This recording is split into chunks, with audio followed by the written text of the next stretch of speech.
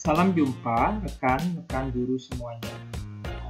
Sehat selalu dan tetap semangat melaksanakan PJJ. Pada kesempatan kali ini, Arif Tutorial Channel akan mencoba berbagi bagaimana tampilan kuis GF yang akan dilihat oleh anak setelah dia selesai mengerjakan. Jadi kita bicara tentang setting kuis. Nah, setting kuis ini dapat diatur berbagai macam sesuai dengan kondisi. Kita mulai saja. Kalau general semua udah tahu, limit itu untuk membatasi, ini yang penting. Jadi anak hanya dapat membahas satu kali. Presentation, SAPAL yang penting adalah untuk mengacak soal. Ya, mengacak soal. Nah, kita sekarang ke kuis. Nanti di sini akan mempengaruhi tampilan anak setelah dia mengerjakan, atau anak biasa di Islam mengerjakan ada view score. Gimana caranya? Di sini ada dua pilihan. Ada immediately, langsung anak bisa melihat. Ada rater. Kalau untuk ulangan umum ya lebih baik di setting rater. Kenapa? Satu, anak belum tahu nilainya, sehingga nilai nanti diumumkan pada saat semuanya selesai. Yang kedua, anak yang selesai duluan tidak dapat memberitahu jawaban kepada temannya. Itu rater. Kita lihat tampilannya yang bakalan dilihat anak kalau letter. Kalau letter, tampilan anak akan seperti ini. Ya, kamu sudah menjadi respon. Ini tampilan letter. Ya, ini tampilan letter. Kita lihat settingan yang berikutnya. Kita masuk lagi ke kuis. Nah, bagaimana kalau settingannya itu anak dapat melihat poin? Kita setting. Di sini ada dua.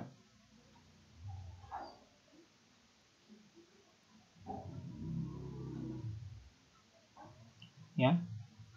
Agar anak bisa melihat poinnya dan dapat memberikan feedback. Ya, feedback dia mana yang benar, mana yang salah. Ya, ini kita lakukan pada ulangan harian ya Bapak Ibu. Kita bisa point value atau bisa juga kita tambahkan dengan miss question, jawaban yang salah. Apa bedanya? Kalau pada saat point value, anak hanya melihat gambaran seperti ini. View score. Oke. Ini point value, anak hanya bisa melihat poinnya. Anak bisa melihat mana yang betul. Kalau dia enggak, akan kelihatan satu persatu. Artinya betul. Ini salah. Kita lihat yang salah. Contoh 0+1 artinya salah. Tapi kalau ini nggak terlalu mencolok gitu. Kalau anak yang nggak, dia nggak tahu bedanya. Nah, kalau kita pengen anak tahu bedanya, kita pengen sebagai feedback agar dia tahu mana yang salah, kita dapat pilih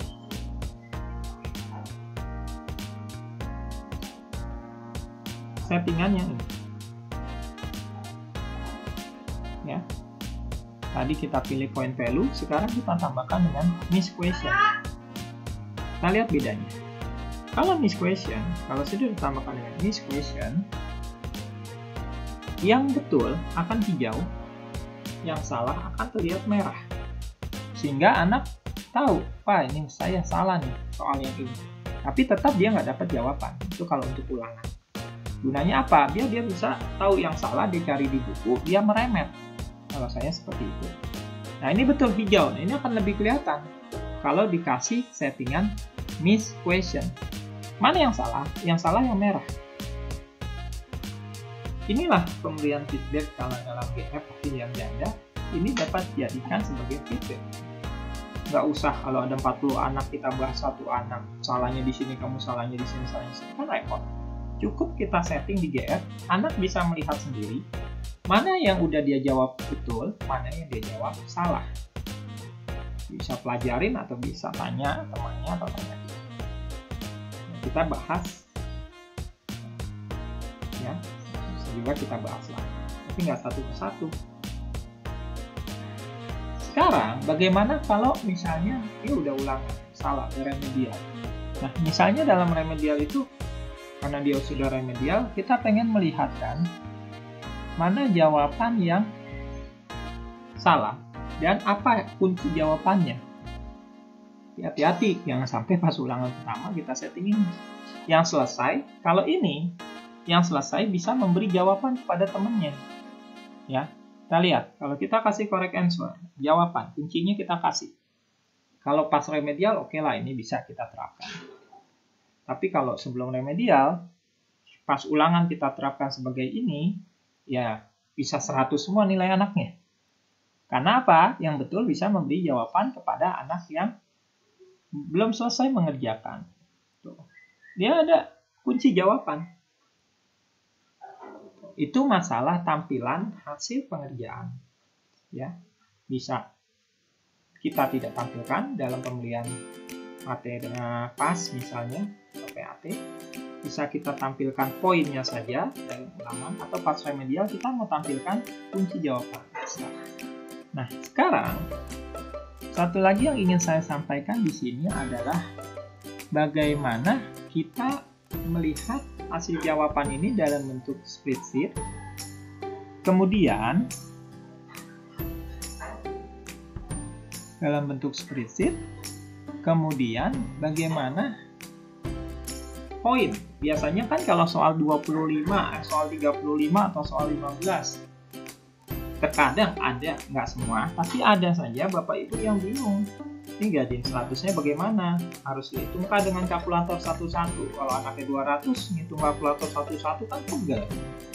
Nah, jadi rata-rata kita mikirnya, wah, berarti poinnya bagaimana caranya dibikin 100? Sebetulnya nggak perlu seperti itu. Poin biarin aja, soalnya 15 ya 15, soalnya 25 ya 25, soalnya 35, 35. Bagaimana caranya? Ya, pertama ya, langkah pertama kita tampilkan dulu spreadsheet-nya. Saya rasa semua udah tahu ya cara menampilkannya. Kita tinggal pencet yang hijau, create. Oke. Nanti akan tampil. Agak lemot sedikit. Nah, tampil. Oke, ini cuma satu. Kita lihat. Nah, sebelum ke mengatur poin, di sini ada beberapa yang memudahkan tugas kita sebagai guru. Yang pertama, kalau namanya yang ini adalah yang masuk duluan. Data yang masuk duluan akan paling atas. Kalau satu kelas 35 anak dengan data yang acak-acakan gini kita masukin ke daftar nilai kan agak sedikit sulit. Kita bisa mensortir. Kita buat filter. Di sini create a new filter. Nanti akan ada seperti ini karena kemarin udah saya buat. Nah, kita sortir. Bagaimana cara menyortirnya? Kita pilih urutan dari A ke Z kalau mau dari yang A ke Z. Tuh. Nah, ini kan lebih mudah daripada kita lihat. Kalau tadi berdasarkan masuknya, timestamp, itu akan acak-acakan. Siapa yang duluan submit, dia akan di atas. Jadi, filter, setelah filter, nama kita urut.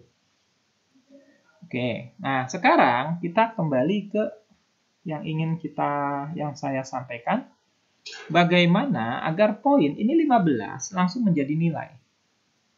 Caranya, Bapak Ibu insert dulu, insert. Karena ini sebelah sini, kita kolom right. Oke. Nah, di samping nama inilah yang nanti akan kita jadikan nilai. Kita pakai rumus Excel sederhana aja kok. Kayak rumus matematik di Excel. Nggak susah. Ya. Gimana caranya? Sama dengan ini, B. Ya.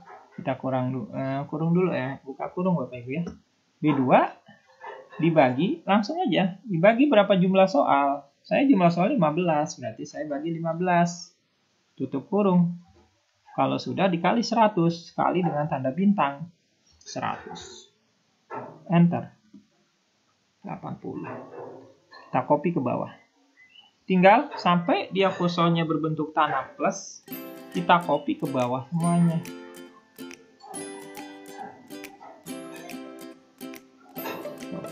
Nah, begitu Bapak Ibu, sangat mudah. Nah, jika Bapak Ibu tidak ingin angka pecahan 93,333, 33,33, itu sebetulnya ada solusinya. Bagaimana solusinya? Kita bisa pakai round. Depannya kita pakai round. Round, jadi untuk membulatkan. Round.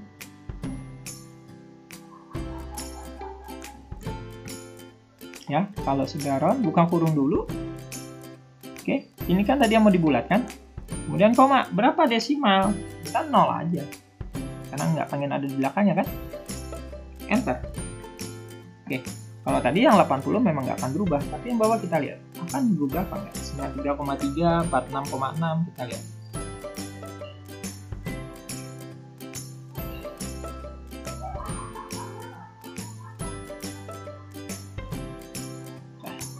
Dia akan berubah menjadi bilangan bulat. Tuh Bapak Ibu. Satu lagi yang ingin saya sampaikan adalah bagaimana kita mengacak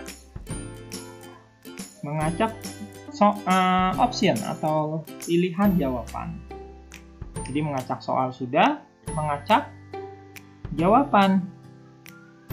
Gampang sebetulnya. Pilih titik 3. Nah, di sini ada pilihan shuffle question atau acak kunci jawaban. Kita pilih. Oke. Maka nanti antara anak yang satu dengan anak yang kedua atau ketiga, ABCD-nya itu akan acak. Tetapi diingat, jangan di sini ditulis ABCD, nanti nggak berfungsi kegunaannya. Gitu. Ya, saya kira itu yang saya dapat sampaikan. Semoga dapat menambah pengetahuan. Bapak Ibu semua, terima kasih. Sampai jumpa kembali.